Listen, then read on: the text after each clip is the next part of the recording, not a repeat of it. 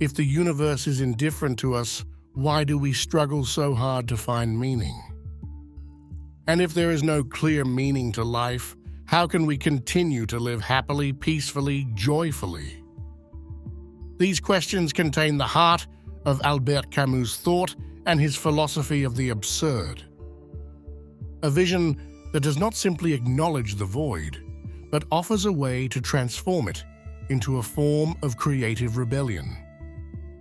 He argues that if the universe has no answers, perhaps it is because we have to invent them. But how? In this video, we try to explain all this. Camus was never just an abstract thinker. His life was deeply rooted in the real experiences and challenges of his time. Born in Vicento Tredici in Algeria, then a French colony, he grew up in an environment of poverty and hardship. Orphaned by his father due to the First World War, he was raised by a loving but silent mother, deaf and almost illiterate, who worked tirelessly as a maid to support the family. This humble environment and the sunny, arid landscape of Algeria would profoundly influence his worldview. It was a historical period marked by strong transformations.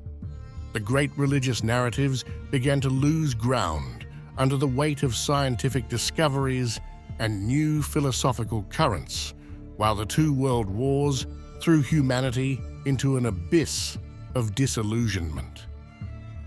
Camus lived fully in this historical fracture, observing a humanity struggling to give meaning to a world that seemed to have lost all certainty. His philosophy, known as the philosophy of the absurd, the heart of Camus' thought, was born precisely from the observation of this crisis. He defines the absurd as the tension between the human desire to find meaning and the indifference of the universe that offers no answers. This concept, as well as a philosophical abstraction, is a tangible reality for anyone who has ever felt the weight of the question, why? Camus invites us to consider the absurd not as a condemnation, but as a starting point. It is not a question of eliminating this tension, but of accepting it and living it. Albert chooses the myth of Sisyphus to vividly and immediately explain his idea of the absurd. This is because, in Greek mythology, Sisyphus is condemned by the gods to a punishment as simple as it is cruel. Pushing a giant boulder to the top of a mountain only to see it roll back down each time. An eternal, seemingly aimless toil that seems to represent the quintessence of desperation. In order not to lose sight of us, you could subscribe to the channel, and if you left a like to the video, you would be very kind. Thanks for the constant and precious support. For Camus, the image of the Greek Titan takes on a completely different meaning, transforming into a powerful symbol of rebellion and freedom. Imagine Sisyphus for a moment. Every day, the same routine: climbing, struggling, reaching the top, and punctually seeing the boulder roll back down the valley. Any other person would give up on such a hopeless existence. But Camus invites us to do something radical. In fact, he writes, we must imagine Sisyphus happy. And why? Because in that incessant repetition, in that endless struggle, Sisyphus could choose to give up, to abandon everything and refuse to continue. But he doesn't. Instead, he decides to face that climb once more, to push the boulder again and again. It is precisely in this voluntary choice, in this freedom to decide to continue despite everything, that Sisyphus finds his strength. Yet, isn't this perhaps the mirror of human life? How many times do we feel trapped in a routine that seems to make no sense? And so, Camus sees him as a metaphor for life itself. Days filled with repetitive tasks, problems to solve, and seemingly never-ending challenges. Getting up, going to work, dealing with everyday problems, going home, and repeating everything the next day. It's easy to get discouraged and think there is no way out. But Albert suggests that the meaning of life is not found in the final destination, but in the journey itself, in the daily struggle. Sisyphus, pushing his boulder, does not try to change fate, he embraces it. And in doing so, he demonstrates a freedom that transcends circumstances. This perspective is revolutionary in that the philosopher invites us to look absurdity in the eye and respond with a simple but extraordinarily powerful gesture, choosing to continue pushing the boulder. No matter how futile or difficult it seems, it is the struggle that gives value to life. It's as if Camus were telling you that you don't need to search for an ultimate meaning or an absolute truth. You can create your own meaning through your actions, through the way you face everyday challenges. To imagine Sisyphus happy means to recognize that happiness is not something that comes from outside, but it is a choice, an attitude, a form of rebellion against emptiness. Sisyphus does not wait for his destiny to change. He does not complain. He does not give up. And in this attitude of acceptance and resistance, he finds a freedom that no divine or earthly condemnation can take away from him.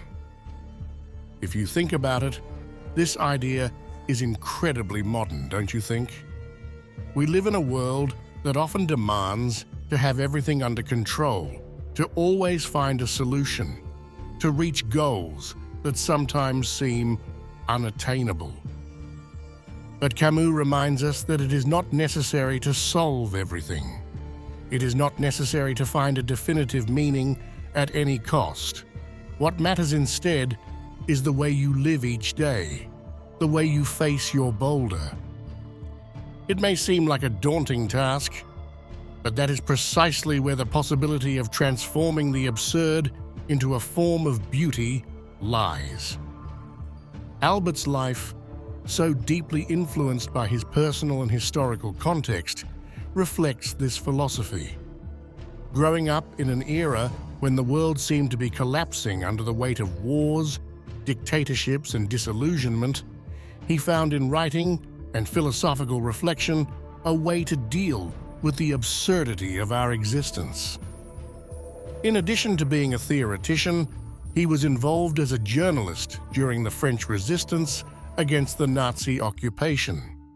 And this shows how his ideas translated into concrete actions. For Camus, rebellion was not only a philosophical concept, but a way of life. His philosophy of the absurd does not deny suffering, but integrates it as part of the human condition.